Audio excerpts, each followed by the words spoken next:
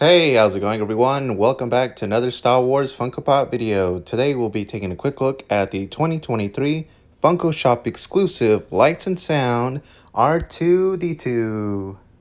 I was so excited to hear this one was releasing. I mean, I already have an R2-D2, the one where he's all muddy from the planet Dagobah, but I couldn't resist getting this one. I actually got two of them, because I knew I wanted one to have out of the box to play with and one for the shelf. And looks like we got a little description here. Feel free to pause to read it, because I ain't gonna.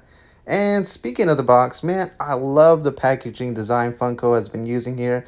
It is the bomb. I mean, just look at that shine. It is marvelous. Anyways, let's go ahead and pop him out of the box. And here he is, one of the most infamous characters in all of Star Wars. In fact, so vulgar they bleeped out every word he ever said.